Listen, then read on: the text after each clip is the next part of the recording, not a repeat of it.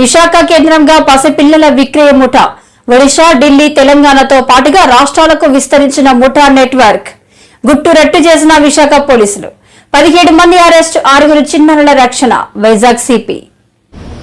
So Vizag city police ఇటువంటి ముఠా గుట్టు రట్టు చేసి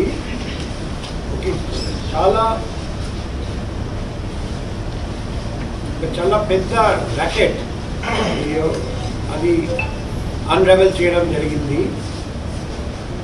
టాస్క్ ఫోర్స్,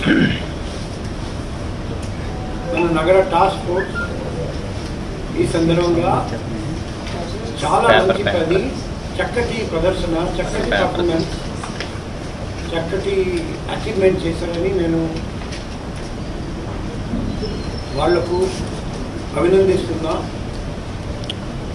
కానీ ఇంకా లోతు వరకు వెళ్ళాలి, ఇంకా చాలామంది పసిపిల్లల్ని రెస్క్యూ చేయాలి, ఇంకా చాలామంది ముద్దాయిలను అరెస్ట్ చేయాలి, ఇంకా చాలా రాష్ట్రానికి వెళ్ళాలి. సో మన పని కంటిన్యూ అవుతుంది.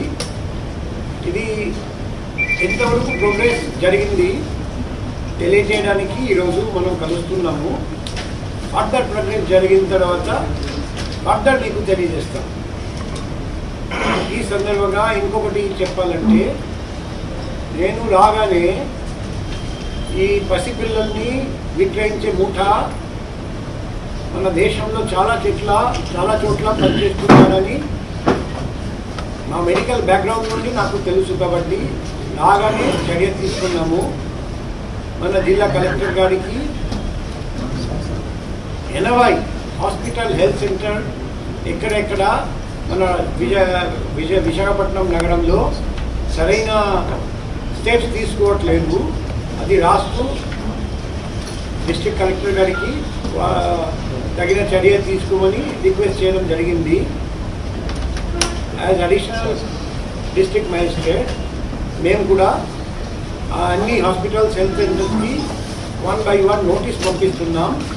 ఎందుకంటే పసిపిల్లల్ని అపహరించకుండా చూడడం అంటే